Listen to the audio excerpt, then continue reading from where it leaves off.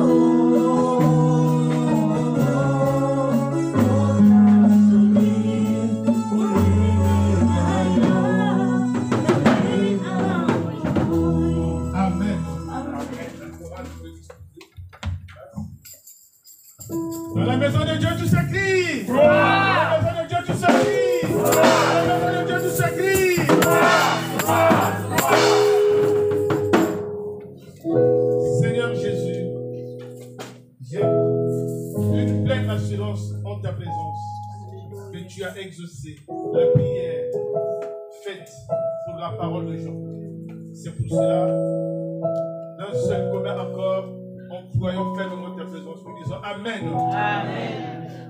Sans plus tarder, la parole d'aujourd'hui, le thème, c'est le combat spirituel. Amen. Amen.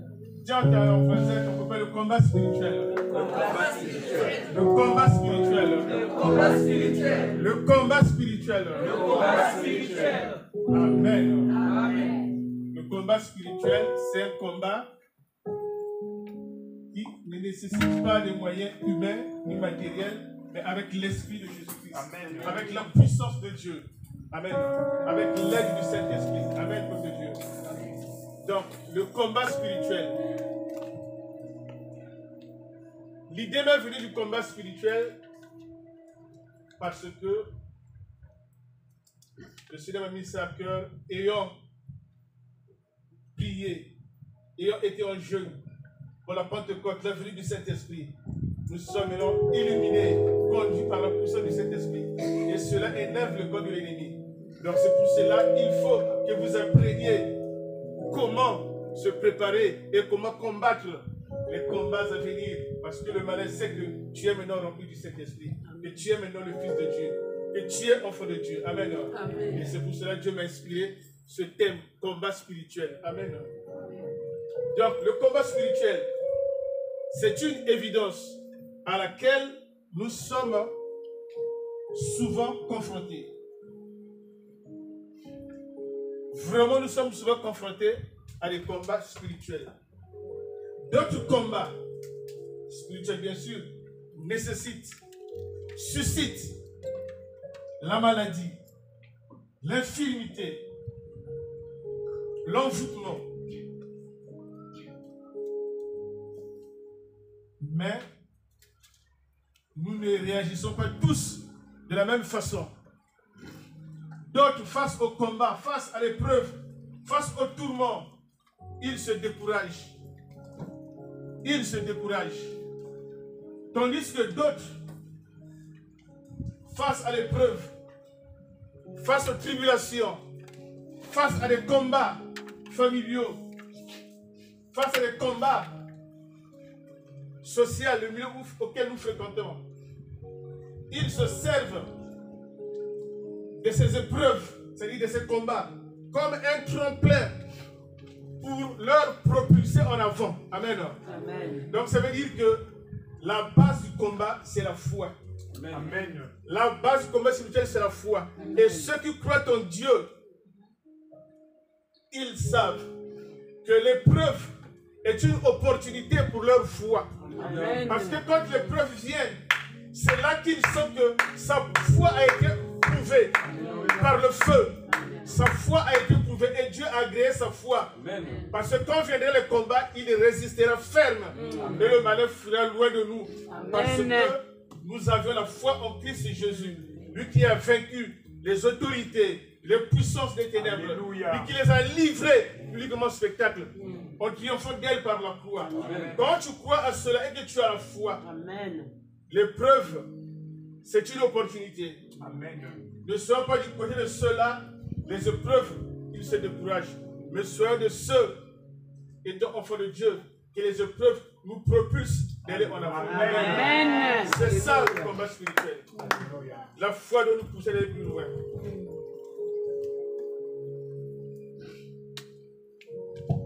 Sans plus tarder, nous allons passer à la lecture du jour. Jacques 1, 2 à 4. Jacques 1, 2 à 4, je lis au nom de Jésus-Christ. Mes frères, regardez comme un sujet de joie. Complète les diverses épreuves auxquelles vous pouvez être exposés. Sachant que l'épreuve de votre foi produit la patience. Mais il faut que la patience accomplisse parfaitement son œuvre, afin que vous soyez parfaits et accomplis sans faillir en rien. Amen. Amen. Amen. Que Dieu te bénisse, ma soeur. Donc vous voyez, la base du combat spirituel, c'est la foi. Là, c'est l'apôtre Jacques qui parle au peuple de Dieu.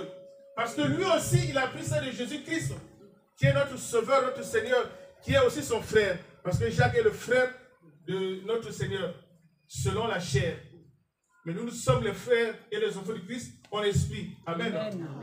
Donc lui ayant appris ça chez Jésus, que la base du combat spirituel, c'est la foi.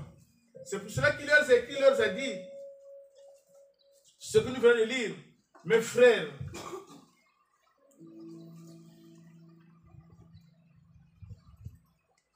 regardez comme un sujet de gloire les diverses épreuves auxquelles vous serez exposés. Mais sachant que l'épreuve de votre foi produit la patience. Mais il faut que la patience accomplisse parfaitement son œuvre, afin que vous soyez parfaits, accomplis, afin de ne faillir en rien. C'est-à-dire, il faut leur conseiller que malgré les épreuves que vous auriez, malgré les épreuves, votre foi doit produire la patience. Pourquoi la foi doit produire la patience? Parce qu'il y a des combats spirituels qui prédurent. Le malin, le méchant, surtout certains esprits récalcitrants, ils ne veulent pas lâcher. Ils veulent voir si tu as la foi jusqu'au bout. Ils veulent voir si ta foi produit la patience. Mais si ta foi produit la patience, il faut aussi que ta foi résiste, produise la patience. Et que votre foi s'accomplisse. Donc, tout combat, La base, c'est la foi. Amen. La base, c'est la foi. C'est pour cela que l'apôtre Jacques ne cesse d'exhorter. Mes frères, regardez pas un sujet de joie complète. Pas une joie à moitié, mais une joie complète. Les diverses épreuves auxquelles vous serez exposés. Quel que soit le combat, quelle que soit la nature du combat, quelle que soit la nature du malheur, nous devrons avoir la foi en notre Seigneur. Amen. Amen. Le combat spirituel est une évidence à laquelle personne ne peut échapper. C'est vraiment une évidence, personne ne peut échapper. Et la vie, je parle de la vie en général, la vie elle-même nous impose son lot de difficultés, de tracasseries.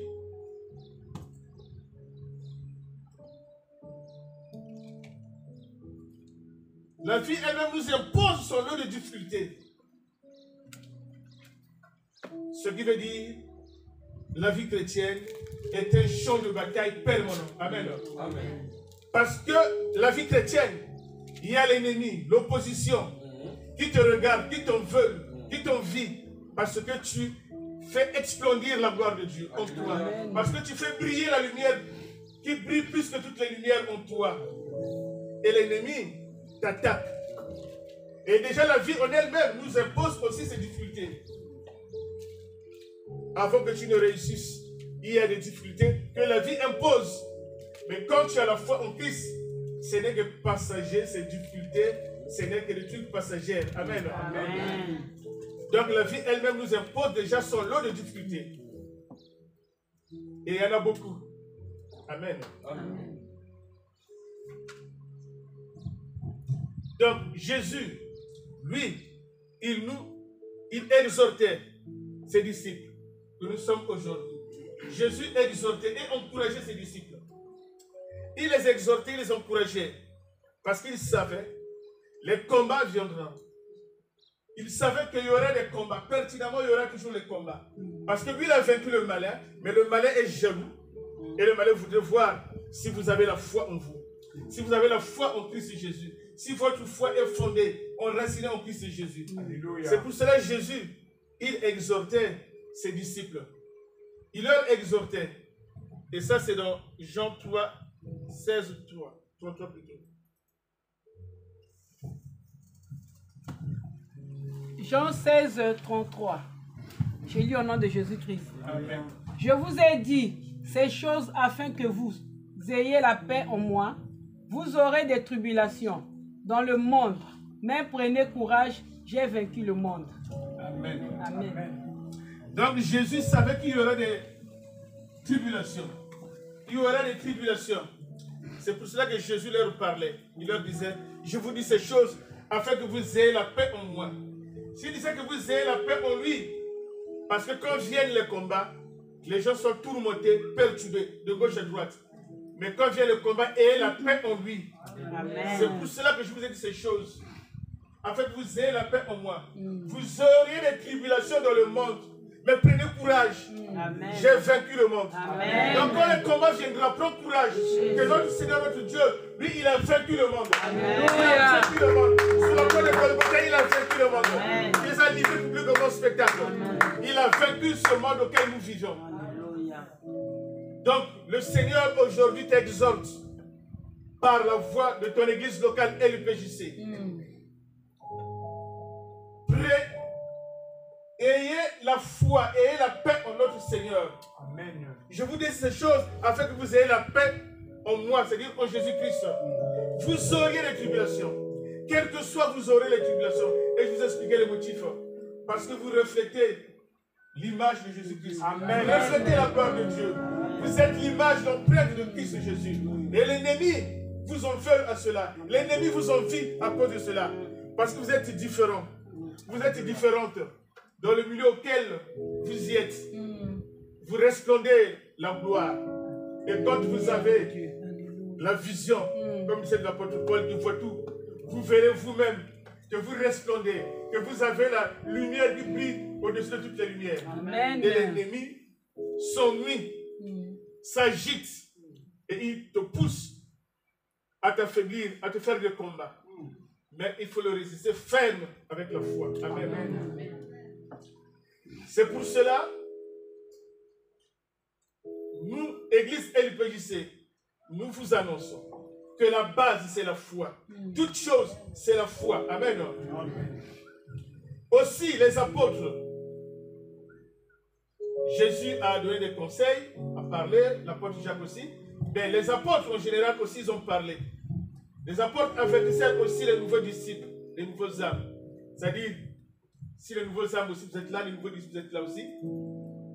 Les apôtres aussi encourageaient les nouvelles âmes, les nouveaux disciples. Ils les encourageaient. La parole de Dieu nous dit, j'ai noté la référence passée là en Actes 14, 21. La parole de Dieu nous dit ceci.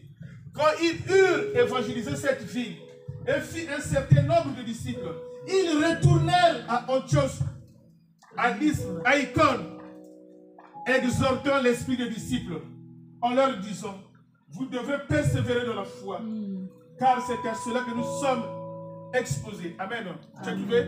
Parce qu'il y a plusieurs versions. Voilà. Reprends un peu pour le peuple de Dieu. Quand ils évangélisaient cette ville, c'est pas 1, 2, 3, 4, 5, 6, 7, non. Ils parlent de la ville en général. Quand ils eurent évangélisé cette ville et fait un certain nombre de disciples, ils retournèrent à Lystre, à Icône et à Antioche, fortifiant l'esprit des disciples, les exhortant à préserver dans la foi et disant que c'est par beaucoup de tribulations qu'il nous faut rentrer dans le royaume de Dieu. Alléluia. Amen. Amen. Donc, même les apôtres, pour rentrer dans le royaume de Dieu, c'est par beaucoup de tribulations. C'est pour cela que les apôtres, ils retournèrent à Lystre, à Icône, à Antioche, fortifiant l'esprit des disciples. Que c'est par plusieurs tribulations qu'il nous faut rentrer dans le royaume de Dieu. C'est-à-dire l'ennemi ne peut pas te laisser rentrer comme ça dans le royaume de Dieu. Non, il est jaloux. Parce que tu vas dans ta destinée. Tu rentres dans ta gloire. Tu rentres dans ce que le Seigneur a prévu pour toi. Tu rentres dans au-delà de ce que le monde attend de toi. Et Dieu veut que cela arrive. Mais le malin est jaloux. C'est pour ça que l'Église LPJC, nous fortifions les nouvelles âmes. Et vous aussi qui avez été appelés par Christ Jésus. Qui c'est par beaucoup de tribulations qu'il nous faut rentrer dans le royaume de Dieu. Amen. Amen. Le royaume de Dieu, bien sûr, n'est pas seulement de manger, de boire. Mais le royaume de Dieu, c'est aussi rentrer dans les cieux. Mais pour y rentrer, le malin veut mettre des obstacles dans ta vie. Il veut te pousser, il veut te faire la guerre. Ils vous feront la guerre, mais ils ne vous feront pas. Jésus, car je serai avec vous. Alléluia. Jusqu'à la fin du temps. Amen. Jésus veut que nous ayons là où il est, dans les cieux. Mais l'ennemi veut te faire la guerre. Et il y en aura toujours. Mais nous combattons étant dans la victoire. Amen. Nous sommes déjà vainqueurs. Mais ce que le Seigneur veut, c'est que l'ennemi constate que tu as la foi, que tu lui résistes par la foi. Amen. Amen. Toute chose se passe par la foi. Amen. Et les apôtres, quand ils ont exhorté le peuple de Dieu, l'apôtre Paul n'était pas encore apôtre. Mais lui, quand il a reçu la révélation de Dieu, il est devenu apôtre. Malgré qu'il se dit lui-même le moindre des apôtres parce qu'il n'a pas vu Jésus, à cause de ceux qui le combattaient dans son propre corps. Mais l'apôtre Paul aussi a fait que le peuple, les nouvelles âmes, soient aussi sauvées. Qu'est-ce que l'apôtre Paul nous dit? J'ai noté la référence, je ne sais pas s'il est là, parce que certaines références me sont venues après. C'est dans Thessaloniciens 3:2. L'apôtre Paul nous dit, nous envoyons Timothée, notre frère, ministre de Dieu, dans l'évangile de Christ, afin de vous exhorter au sujet de votre foi, afin que personne ne fût ébranlé. Amen. Le verset suivant, que personne ne fût ébranlé dans les tribulations présentes, car vous savez vous-même, nous sommes destinés à cela. Amen. Amen. Donc, les enfants de Dieu, nous sommes destinés à des combats. Alléluia. Parce que la lumière de Dieu est en nous. La gloire de Dieu est en nous. Et l'ennemi va pousser qu'il y ait des combats. Ne dis pas que pourquoi je prie, j'ai des combats. Non, il faut qu'il y ait des combats. S'il n'y a pas de combat, donc tu ne reflètes pas la gloire de Dieu. Il faut qu'il y ait des combats. S'il n'y a pas de combat, donc toi tu ne combats pas ce qui est à l'intérieur de toi. Parce que nous avons à combattre ceux du dehors. C'est-à-dire le diable, le malin, notre adversaire. Et nous devrons aussi combattre ceux du dedans. Le péché, la haine et la jalousie. Et quand tu ne combats pas cela, le malin voit que tu fais partie aussi intégrante de son côté. Et il t'attaque. Mais quand tu combats aussi l'adversaire, le diable, le malin, et tu te combats toi-même du mensonge, de l'impureté, nous triompherons dans tous les combats spirituels. Amen. Soyez affermis, fondés, enracinés en Christ Jésus. Ayez confiance en votre église locale. Car Christ a les yeux fixés sur son église. Et il a toujours son cœur là-dessus. Ayez confiance, nous avions un pasteur jeune, puissant. D'autres ont eu des pasteurs qui ne sont plus jeunes, qui n'ont plus la force d'y donner ce qu'il a reçu de Christ. Mais vous avez la chance de passer d'abord du jeune, fort, puissant. Et il va donner encore du jus. Il donne encore la semence de ce qu'il a reçu de notre Seigneur. Amen. Et l'église LUPJC, nous vous exhortons aussi à demeurer ferme dans la foi. Amen. Parce que l'apôtre Paul, il a envoyé Timothée. Tout simplement parce que l'apôtre Paul, il a établi beaucoup des églises. À l'époque, le transport était difficile. Donc c'est un pasteur itinérant. Pour que les autres ne périssent point, il a envoyé Timothée, son fils, ministre de Dieu, dans l'évangile de Christ, afin de vous exhorter au sujet de votre foi, afin que personne ne fût ébranlé. Car vous savez, c'est à cela que nous sommes destinés. Nous sommes destinés que l'ennemi nous attaque. Si l'ennemi t'attaque, dis-toi, oui. La prédication du pasteur Séraphin est rentrée en moi. Il a fait le défaut à moi. La prédication de l'évangéliste Timothée est rentrée en moi. Ça fait le défaut. Et le malin s'agite. Quand papa Christian, ça dit prêche. Ces paroles rentrent en moi, je le garde. Et le malin, il est en colère. Parce que ça reflète la gloire de Dieu. Et quand l'homme de Dieu, papa Jacques, autrement que l'apôtre Paul, quand il prêche avec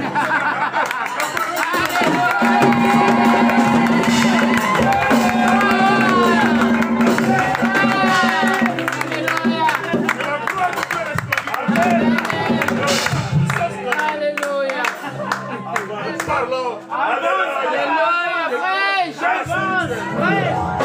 Alléluia. Amen.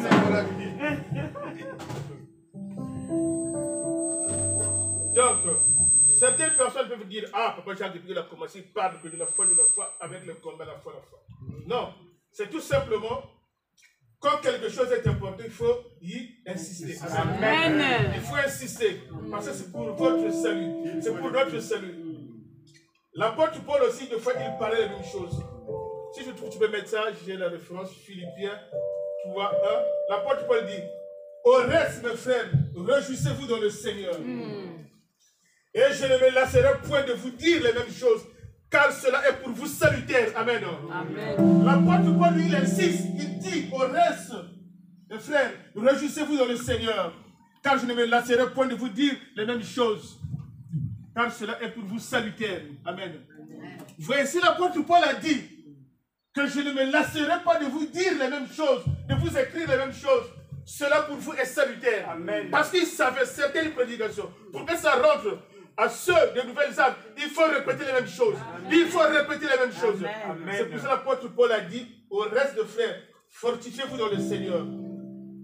Dans cette version, il dit, je ne me lasse point de vous écrire les mêmes choses.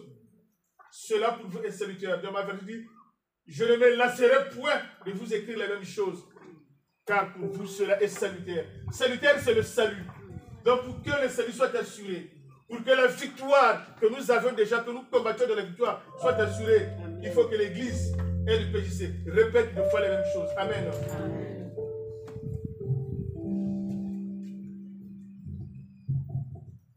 Qui dit combat dit aussi adversaire, opposition, mais également les épreuves, les difficultés de toutes sortes. Amen. Donc c'est ça le combat. Ce sont des notre adversaire, le diable, c'est notre adversaire. C'est lui notre opposition. Mais les combats, c'est aussi des épreuves, des difficultés, de toutes sortes de genres. Le premier de nos ennemis, c'est Satan. Comme le dit l'apôtre Pierre. Ah non, c'est pas là. Comme dit l'apôtre Pierre. L'apôtre Pierre, lui, il dit, résistez-lui et il fuira. Le gars, il dit, notre adversaire, le diable, rôde comme un lion, rugissant, cherchant qui il dévorera. Résistez-lui faible de la foi. Ces mêmes difficultés sont imposées à vos frères dans le monde. 1 Pierre 5, 9, je pense, 8 à 9. Mais un peu ça. 1 Pierre 5, 8 à 9.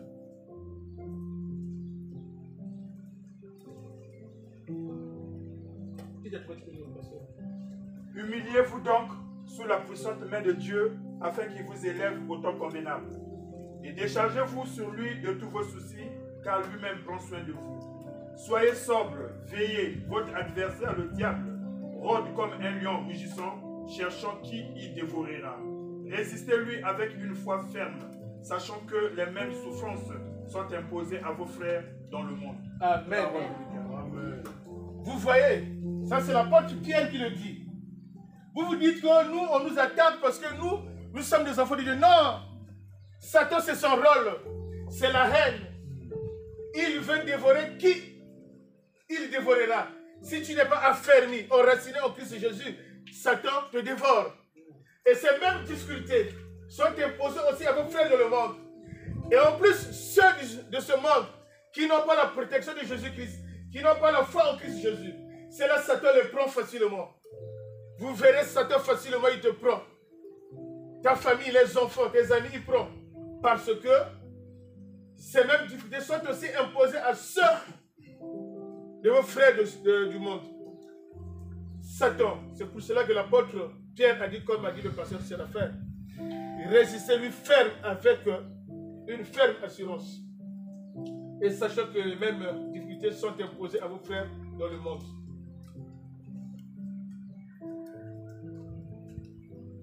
Notre adversaire, Satan, le diable, lui, rugissant comme un lion, cherchant qui dévorera. Et résistez-lui ferme en la foi. Donc, toute chose, tout combat, c'est la foi. Pour résister à notre adversaire, le diable, c'est la foi. Quand nous avons la foi enracinée en Christ Jésus, nous résistons à notre adversaire. Amen.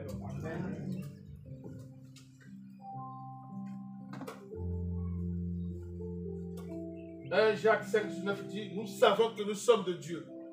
Mais ce monde est sous la puissance de Dieu. Je vais mettre ça, 1, 5, 19. Il faut que vous sachiez. Vraiment, c'est une grâce pour vous que vous ayez une église locale comme LPJC. C'est une grâce parce que nous vous prêchons la vérité. Nous ne prêchons que la vérité. L'apôtre Paul disait que c'est une parole certes, mais digne d'être entièrement reçue. Que Jésus-Christ est venu dans ce monde pour sauver les pécheurs. Donc moi, je suis le premier. Afin que moi, Christ manifeste son longanimité. Afin que je servisse d'exemple à tous ceux qui croient en lui. Amen. Amen. Donc, tu n'as pas trouvé ça? Hein? Jacques 5? Oui, Jacques 5, 19. Ça, c'est pour que vous sachiez que ce monde auquel nous vivons est sous la puissance du Satan. Est sous la puissance du démon. 1 Jacques 5, verset 19, je lis au nom de Jésus-Christ. 1 Jacques 5. 1 Jacques.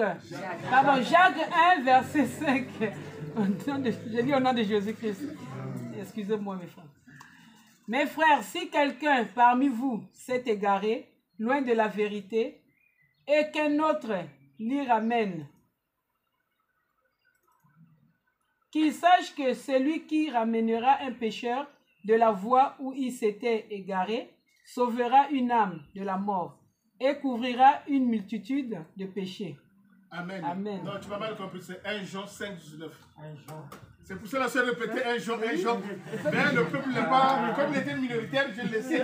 Il a monté de gagne d'abord et après, on dit, j'avais dit 1 Jean 5, verset 19. Là, on parle que ce monde est sous la puissance de Satan. Vous devrez connaître ces choses pour que vous-même, vous grandissez en esprit et que vous soyez assidus, réguliers à notre église locale pour votre salut. 1 Jean 5, verset 19. Nous savons que nous sommes de Dieu et que le monde entier est sous la puissance du malin. Amen. Amen. Non, même là, ça suffit. C'était juste pour que nous sachions que ce monde est sous la puissance de Dieu. Moi, dans ma version, c'est écrit, nous savions que nous sommes de Dieu, mais le monde entier est sous la coupe du malin. Parce que la coupe, en haut, c'est grand. Mais là où on tient, c'est rétréci. Comme ça, le démon lui peut tenir par là. Et là, en haut, tous ceux qui marchent sans avoir Dieu, vous tombez dans sa coupe. Et il vous récupère. Donc c'est pareil, c'est la même version, que nous savons que nous sommes de Dieu. Mais ce monde est sous la puissance du malin. Parce que ce monde appartient à Satan, Lucifer, lui qui nous fait du mal. Mais nous savons, nous sommes de Dieu. Nous sommes les enfants de Dieu. Parce que nous, notre royaume est dans les cieux. Amen. De là où nous attendrons comme Seigneur et Sauveur le Christ Jésus, qui transformera notre corps de l'humiliation en le rendant semblable à son corps glorieux par le pouvoir efficace qu'il a assujettir toutes choses. Amen. Donc nous, notre cité est là. Oh. Mais ici, c'est pour Satan. Mais nous, nous avons la chance parce que nous avons une église locale, nous avions Christ en nous et nous connaissons Dieu. Amen. C'est ça qui est important. C'est pour ça que j'ai voulu qu'on mette un peu ce verset-là.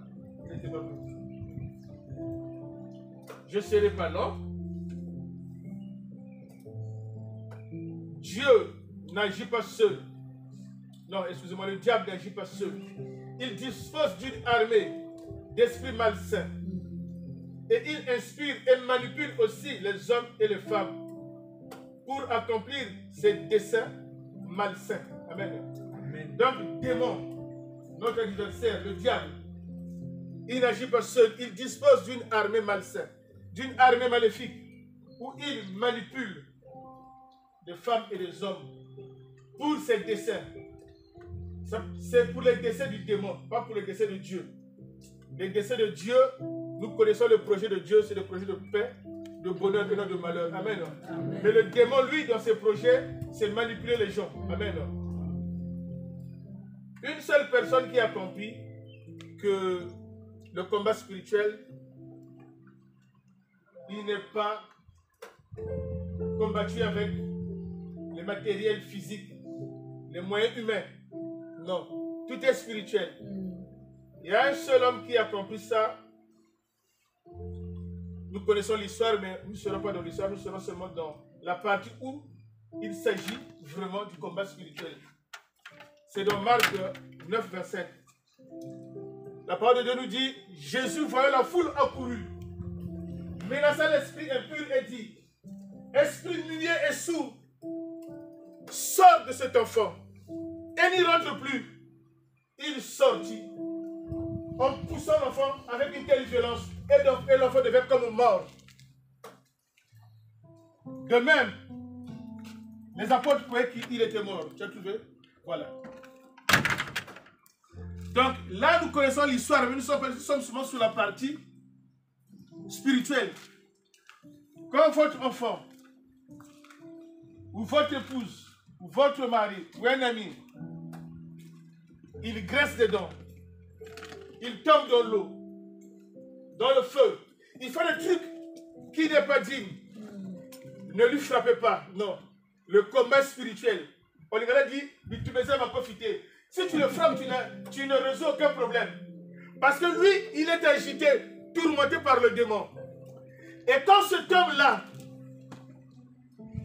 il est venu voir Jésus, quand Jésus a vu la foule venir, Jésus n'aime pas aussi trop la foule parce que lui n'est pas venu seulement pour manifester les miracles, mais d'abord pour qu'on écoute l'évangile. Donc avant que la foule arrive, quand Jésus vit la foule venir, c'est là que la parole de Dieu dit, quand Jésus vit la foule accourue, il dit à l'esprit impur, esprit muet et sourd, sors de cet enfant, il n'y rentre plus.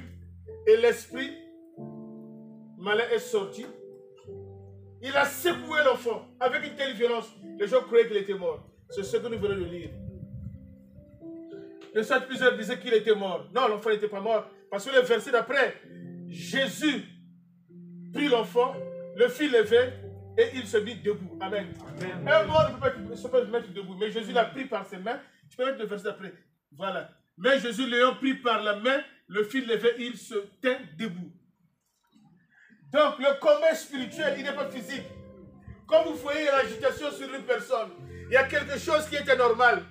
Même si tu es un boxeur, un karatéka, tu le frappes plusieurs fois, il reviendra avec les mêmes causes. Il reviendra toujours, parce qu'il est agité, manipulé, parce que le démon n'agit pas seul. Il dispose d'une armée de plusieurs personnes.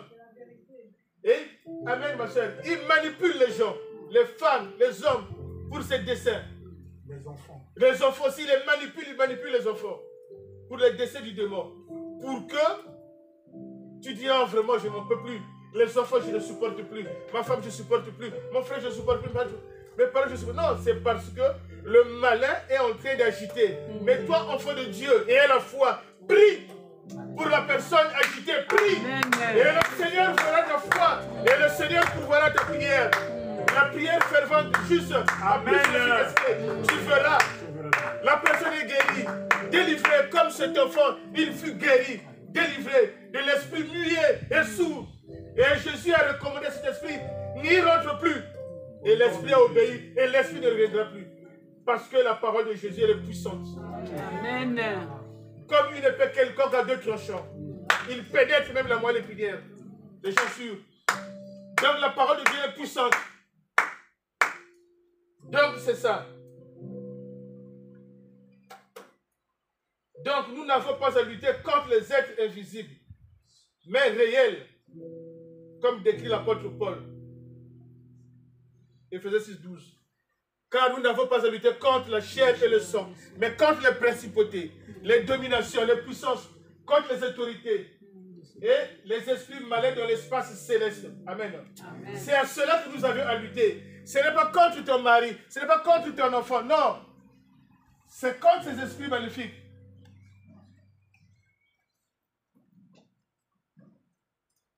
Car, tu voulais lire? Car nous n'avons pas à lutter contre la chair et le sang, mais contre les dominations, contre les autorités, contre les princes de ce monde de ténèbres, contre les esprits méchants dans les lieux célestes. Amen. C'est à cela que nous avions lutté. Ne lutte pas contre ton frère. Ne lutte pas contre ton mari. Ne lutte pas contre tes enfants. Non. Tes diplômes de karaté ne serviront à rien. Surtout les jeunes d'aujourd'hui, ils font la musculation. Croient qu'en frappant son père ou sa soeur, l'esprit sortira. Non. L'esprit quitte le corps d'une personne que par la prière. Amen. Prière puissante et efficace. Amen. Donc nous n'avons à lutter que contre les autorités, contre les dominations, contre les esprits du mal dans les lieux célestes. Amen.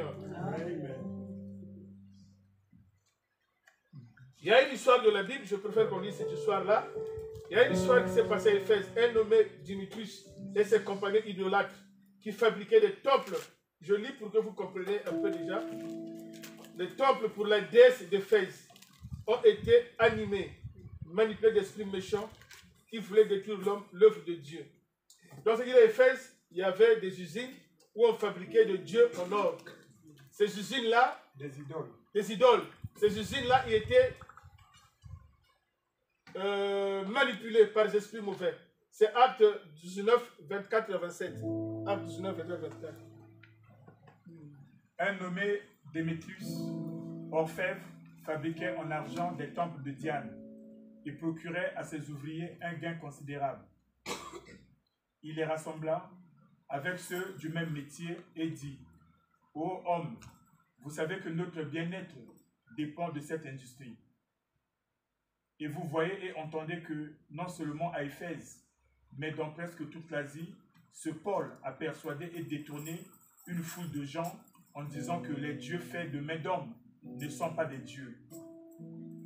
Le danger qui en résulte, ce n'est pas seulement que notre industrie ne tombe en discrédit, c'est encore que le temple de la grande déesse Diane ne soit tenu pour rien, et même que la majesté de celle qui est révérée dans toute l'Asie et dans le monde entier ne soit réduite à néant. Amen. Donc l'apôtre Paul ayant appris qu'à Éphèse, il y a une idée qu'on appelle la déesse de Fès. On appelle aussi la Diane de Fès. Donc, elle avait une usine où on fabriquait des dieux en argent. Mais il disait aux gens, si tu achètes ce dieu-là en argent, il va te protéger, tu auras la paix, tu auras la tranquillité. Et ils ont gagné tout l'Asie et tous les Fès. Les gens se procuraient pour précipiter pour aller acheter ça. Et lui, il faisait de l'argent. Et l'apôtre Paul, quand il a pris cela, il commençait à prêcher que les dieux faits par des mains d'hommes ne sont pas des vrais dieux. Et l'apôtre Paul commençait à prêcher. Et eux, quand ils ont appris ça, ils se sont réunis tous pour que l'argent qui procurait cette industrie ne soit pas en ruine. Parce que ce n'est pas de vrais dieux, mais c'est leur business, c'est leur argent. Donc, ils se sont regroupés, ils commençaient à faire des émeutes. Ils commençaient à crier Jess, Jess, Jess, et la déesse de Fès. Jess, Jess, Jess, et la déesse de Fès. Donc, tellement ils étaient réunis, les esprits maléfiques là sont rentrés encore en eux. Et ils ont attaqué l'apôtre Paul. Et l'apôtre Paul a été agressé. Pas par eux, mais par l'esprit qui était en ce genre-là. J'allais me faire comprendre. C'est-à-dire tous l'usine et ceux de l'Asie réunis contre l'apôtre Paul. Les esprits maléfiques de ces dieux. C'est pour cela que l'Église vous défend. Nous vous défendons de prier les dieux faits par des maisons, des mains d'hommes. C'est pas bon. Il y a des esprits maléfiques là-dedans de ceux qui l'ont fabriqué. Il y a des esprits méchants. Et ces esprits méchants, ils se sont révoltés contre eux. Parce que ces esprits méchants savaient qu'il y a Paul qui est là. Avant qu'on arrive chez Paul, il faut déjà vous détruire vous-même. Et l'esprit était déjà en eux. Et quand l'apôtre Paul vient, cet esprit s'est lancé sur l'apôtre Paul. Donc il y a eu la bagarre. Mais cette bagarre-là s'est passée à Éphèse. Ça s'est passé à Éphèse. Et l'apôtre Paul, lui, il vient, il explique ce qu'il a vécu. Il vient à Corinthe, à l'église de Corinthe. Je vais me faire comprendre. Les choses sont passées à Éphèse, comme c'est l'itinéraire. Il est venu à Corinthe, à l'église de Corinthe, pour se reposer. Parce qu'il a fait un combat spirituel. Il vient, l'apôtre Paul, qu'est-ce qu'il dit? 1 Corinthiens 15, 19, il dit, si c'est par des vies humaines que j'ai combattu contre des bêtes à Éphèse, quel avantage me revient-il si les morts ne ressuscitent pas? Mangeons, buvons, car demain nous mourrons. Amen. C'est-à-dire l'apôtre Paul, lui, ayant combattu spirituellement, les gens voyaient que, oh, l'apôtre Paul, on lui donne des coups. Non. L'apôtre Paul, lui, il combattait physiquement. Et ses esprits se sont repoussés, sont fuis. Ils étaient plusieurs. Mais l'apôtre Paul, l'action passait à Éphèse. Mais lui, il vient à son église locale. Comme le pasteur Séraphin peut aller à Paris, quelque part, prêcher.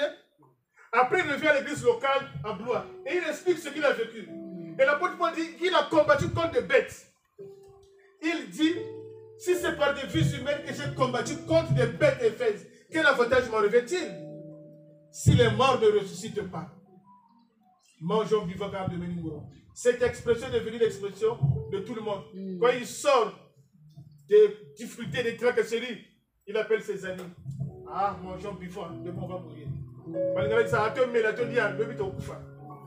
Parce que vous sortez des combats spirituels et vous voulez manger, boire, se recaler, boire. Donc, je ne sais pas si tu as trouvé ça. J'avais dit en Corinthiens 15, 32, tu as trouvé? L'apôtre Paul lui dit, quand il dit si c'est par des vies humaines que j'ai combattu contre des bêtes, ça veut dire que le combat n'était pas spirituel, le combat n'était pas matériel, c'était spirituel.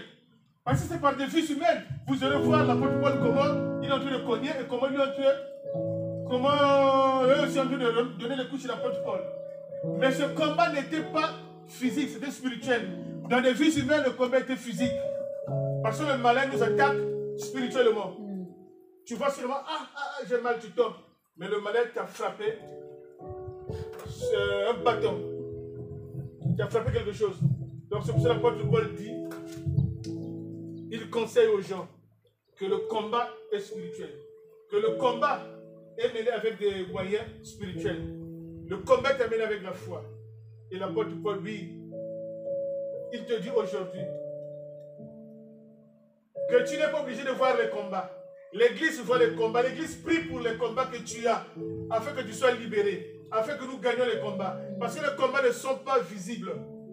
L'apôtre Paul, par la foi qu'il a en Christ Jésus, il a combattu contre des bêtes et fêtes. Il a été vainqueur. Amen. Amen.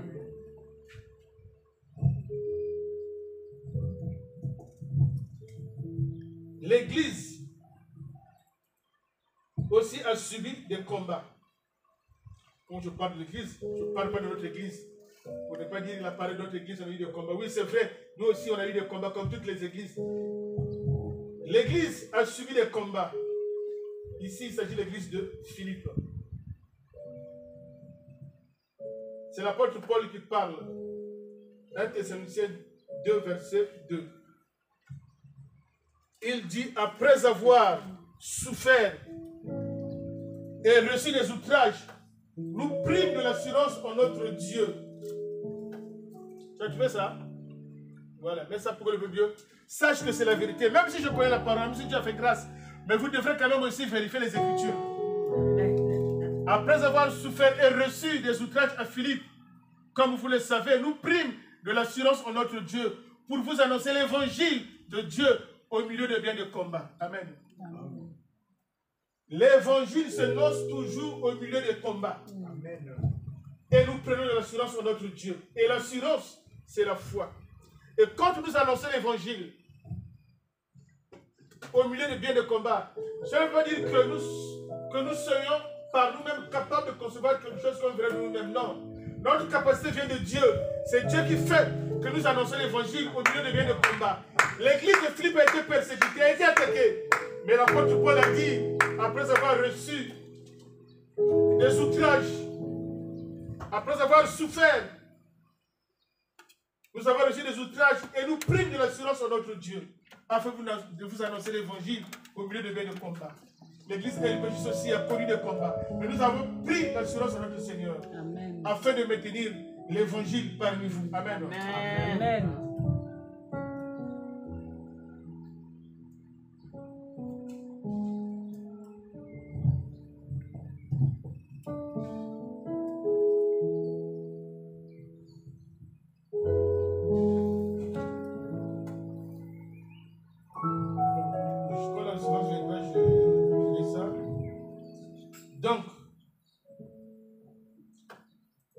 Et tu restes là où tu étais. Même à partir du verset 3, la parole de Dieu nous dit, car notre évangile ne se repose ni sur l'erreur, ni sur les motifs impurs, ni sur la fraude, mais selon que Dieu nous a jugés dignes de nous confier l'évangile. Et nous parlons non pas comme pour plaire aux hommes, mais pour plaire à Dieu qui sonde les cœurs. Amen. Amen. Quand Dieu a vu que l'Église à la fois résiste au combat, annonce l'évangile dans bien le combat, et Dieu, il nous a jugés dignes de nous confier l'évangile, et nous en parlons non pas comme pour plaire aux hommes, mais pour plaire à Dieu qui sonde les cœurs. Dieu a confié l'évangile à son Église LPJC. Il a confié l'évangile aux hommes de Dieu. Il a confié l'évangile au pasteur Séraphin, loin de l'Éternel, à l'évangile Timothée, à l'ancien Christian, à papa Jacques Déborah, et à tous ceux qui annoncent l'évangile dans la semaine. Parce que Dieu a jugé digne de nous confier l'évangile. Et nous en parlons, non pas comme pour plaire aux hommes, mais pour plaire à Dieu qui sonde les cœurs. Amen. Amen.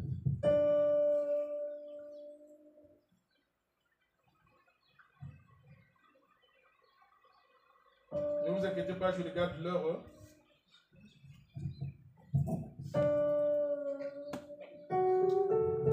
Bon, ça, nous le savons, on n'a pas besoin. Aucune tentation ne vous est survenue qui n'a jamais été humaine.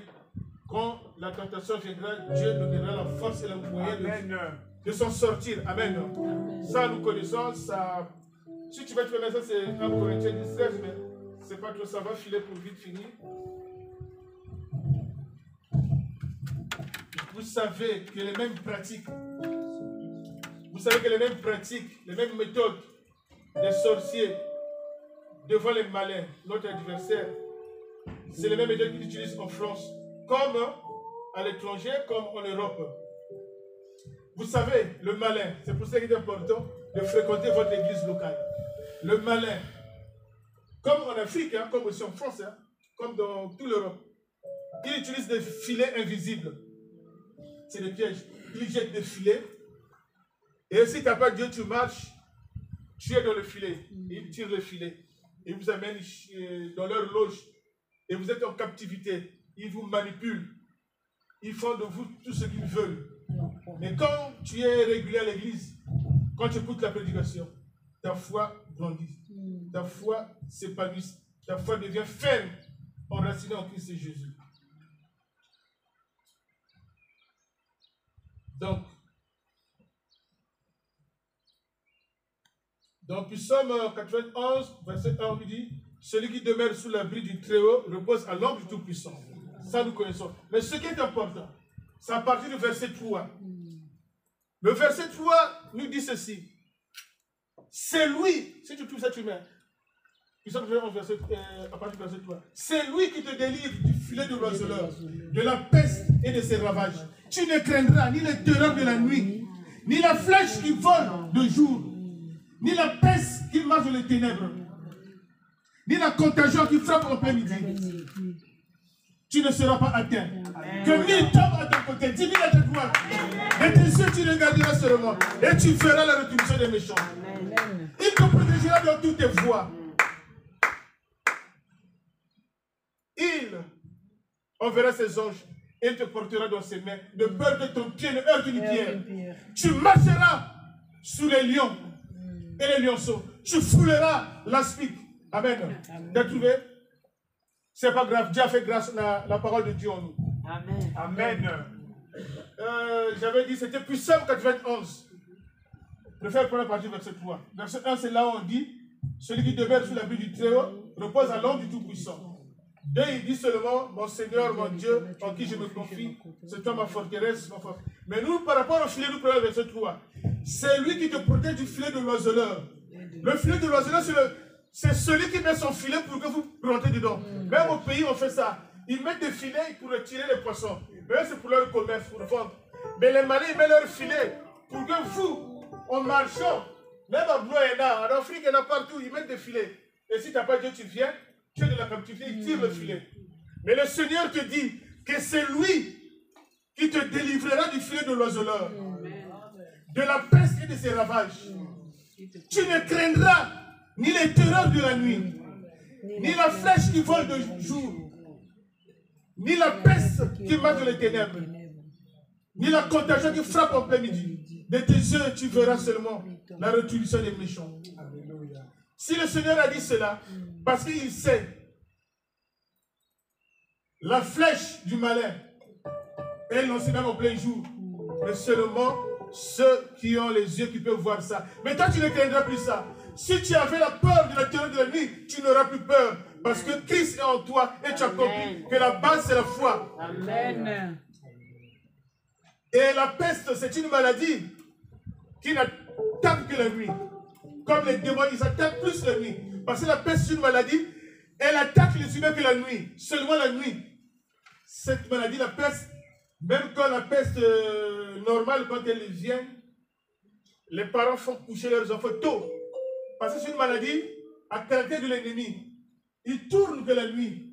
Mais aujourd'hui, cela te dit, tu ne craindras ni les terreurs de la nuit, ni la flèche qui vole en plein jour, ni la peste qui marche dans les ténèbres, ni la contagion en plein midi. La contagion en plein midi, on en a eu, le coronavirus. Ça, c'est la contagion en plein midi. Et quand nous avons Dieu, nous sommes protégés. Amen. Tu ne craindras ni les terreurs de la nuit. C'est le Seigneur qui te le dit. Donc, les combats spirituels, c'est ça. Le malin, il met les filets. Et quand toi, tu ne viens pas à l'église, tu es irrégulier, tu commences à perdre la confiance en Dieu, tu commences à perdre ta foi. Sache que les filets, que ce soit à Blois, que ce soit en Afrique, que ce soit dans tous les pays d'Europe, tu risques de tomber dans ces filets. Et ils te tirent. Et ils vous manipulent. Parce qu'ils disposent d'une armée de plusieurs personnes pour manipuler les hommes et les femmes et les enfants. Ils nous manipulent. Mais le Seigneur te dit, tu ne craindras dès à présent ni les terreurs de la nuit. Si tu ne dormais pas bien, et la foi en Jésus-Christ, parce que c'est lui-même qui a dit de sa parole, tu ne craindras plus les terreurs de la nuit. Ni la flèche qui vole de jour. Amen. Ni la peste qui marche dans les ténèbres. Ni la contagion qui frappe en plein midi. Et tu ne seras pas atteint. Que 1000 tombent à tes côtés, 10 000 à ta droite. De tes yeux, tu regarderas seulement et tu verras la rétribution des méchants. Amen. Un peu plus loin, il dit, il te protégera dans toutes tes voies. Et ses anges te transportera dans les mains, de peur que ton pied ne heurte une pierre. Amen. Donc rien ne pourra te faire du mal, leur filet. Rien ne pourra te faire du mal. Parce que tu es à Christ. Parce que tu sais que quand tu viens à l'église, ta foi se met en lien avec le Christ. Ta foi devient fondée en racine en Christ Jésus. Amen.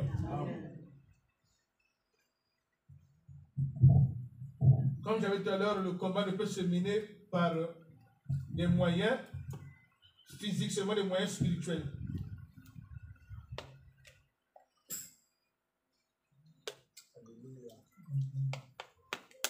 Donc, nous avons donc à lutter contre le diable, l'adversaire, le malin. Nous avons à lutter contre les armées maléfiques. Ne vous inquiétez pas, je vais finir bientôt, dans peu de temps. Donc, 2 Corinthiens 10, 3 à 5 nous dit, si nous marchons dans la chair, mais nous ne combattons pas selon la chair, car les armes avec lesquelles nous combattons, elles sont puissantes par la vertu de Dieu pour renverser les forteresses et tout auteur qui se lève contre la volonté de Dieu. Et nous amenons toute pensée captive à l'obéissance de Dieu. Donc tous ceux qui ont été dans la captivité, quand tu viens à l'église, l'église a le pouvoir de t'amener à l'obéissance de Dieu. Au lieu d'obéir encore l'armée maléfique qui manipule les gens, qui les dirige, qui les manipule selon ses desseins maléfiques. Mais l'église te ramène à l'obéissance de la parole de Dieu. L'église se ramène à l'obéissance de la parole de Dieu. C'est pour cela, soyons réguliers à l'église. Nous comprenons, des fois, on a des charges de boulot, on n'a pas le temps. Mais réserve au moins quand même quelques jours pour l'église. Parce que l'église, les prédications, te rapprochent de Dieu. Amen. Amen. La foi vient de ce Amen. Le second vient de la parole de Dieu. Donc, il y a des combats qui sont produits dans Ésaïe. On va lire tous les combats. Ésaïe 36, verset 5, il y a un combat. Il y a un ennemi d'Israël qui disait au roi Ézéchias que c'est une guerre comme toutes les guerres. Il faut de la guerre, de la prudence. Tu trouves ça, tu mets Ésaïe 36, 5. Parce que ce monsieur-là, lui, il a été mandaté par le roi d'Assir. Et ils ont des chars, ils ont tout. Or, le roi Ézéchias, lui, c'est un roi qui est pieux. Il a le même caractère de Jésus. Il priait. Il a même fait la repentance de la maison de l'Éternel. Il amène les gens vers l'Éternel. C'est un Dieu pieux. Non, c'est un roi pieux, sage. Mais le roi, la Syrie a envoyé des gens pour lui faire la guerre. Et comme ils ont des armes, ils ont tout. Il vient, il lui dit, comme il sait que lui n'a pas assez d'armes par rapport à lui, il dit que la guerre, c'est comme toutes les guerres, il faut de la prudence, de la sagesse. Et il lui dit, en qui tu t'es confié pour être révolté contre moi? Et c'est dans le réseau cassé,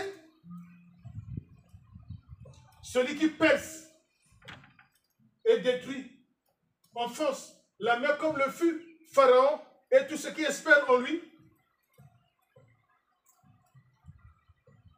Ça voulait dire que toi et moi, déjà il faut que je vous explique le réseau cassé. Parce que là c'est spirituel, vous n'avez pas compris. Mais je vais amener les détails.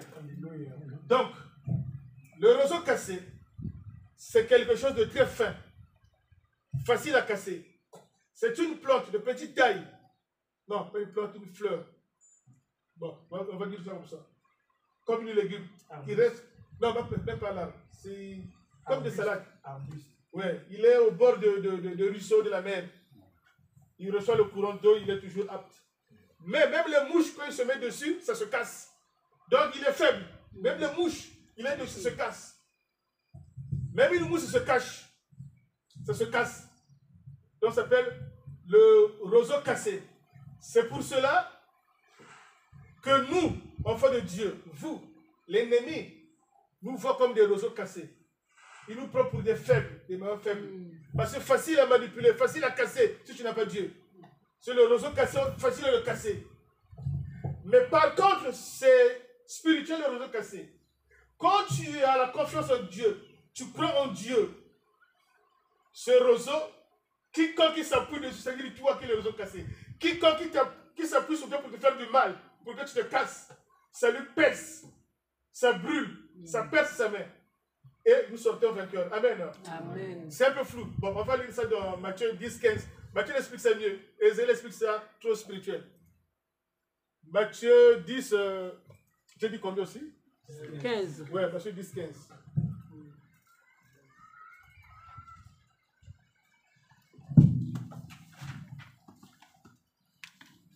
Matthieu 10, 15. J'ai lu au nom de Jésus-Christ. Non, Matthieu 10, 20. Plutôt, Matthieu 10, 20. Matthieu 10, 20. Là, vous allez comprendre qu'est-ce que le roseau cassé. Matthieu 10, 20, je lis au nom de Jésus-Christ. Car ce n'est pas vous qui parlerez, c'est l'Esprit de votre Père. Matthieu 12, 20. Excuse-moi, 12, 20. Parce que je connais ces versets. C'est pas ça. Matthieu 12, 20. Tu ne briseras le roseau cassé. Matthieu Tu ne 12, tiendras 20. point le lumineux qui fume. Jusqu'à ce qu'il fait. Voilà, c'est ça. Tu ne briseras point le roseau cassé et il ne tiendra point le lumineux qui fume jusqu'à ce qu'il ait fait triompher la justice. Et le verset d'après, le verset 21, on dit et les nations espèrent en son nom. Amen. Amen. Donc pour le malin, les démons, toi et moi, nous sommes des roseaux cassés. Donc facile à casser. Mais spirituellement, le roseau cassé, il y a la mèche qui est dessus, qu'on appelle le lumineux. Et ça brûle. Et c'est ça qui brûle la main de celui qui veut te faire du mal. Il brûle, il perce ta main. Donc c'est un arme vraiment trop mesquin, trop facile à gérer. Et l'ennemi nous prend comme ça. Et quand tu as la foi en Christ Jésus, quiconque s'appuie dessus, comme Pharaon et tous ceux qui espèrent en lui, leurs mains ont été percées. C'est pour cela qu'ils n'ont pas pu atteindre même les enfants de Dieu par la traversée de la mer Rouge. C'est par la foi qu'ils traversaient la mer Rouge comme un terrain sec, tandis que ceux qui ont furent une tentative furent tous engloutis. Donc je pense que je vous ai expliqué le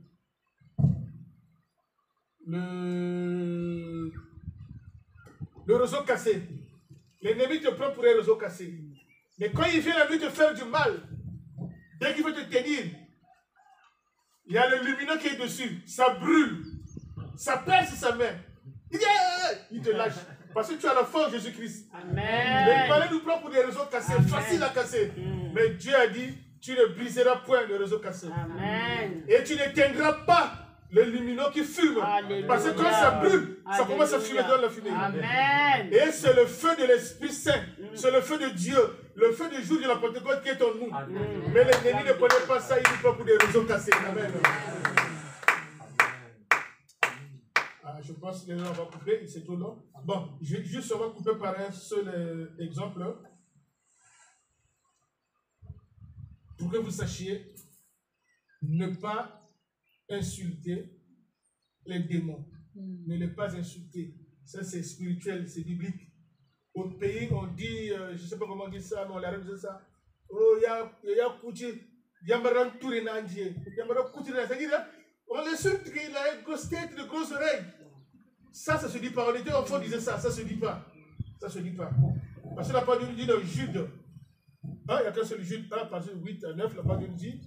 Or, l'archange Michel, lorsqu'il contestait avec le diable, lui disputait le corps de Moïse, n'osa pas porter contre lui un jugement injurieux.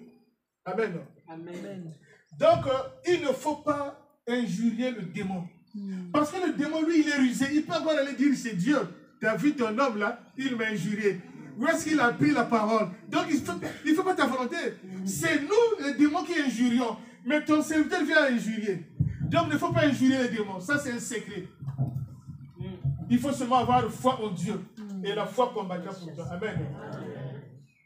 Lorsque l'archange Michel disputait le corps de Moïse et lui contestait, voilà. Il disputait le corps de Moïse, n'osa pas porter contre lui un jugement injurieux. Mais il dit que le Seigneur te reprie. Amen. Amen. Parce qu'il y a un combat spirituel. Amen. Amen. On va se lever. On va prier pour la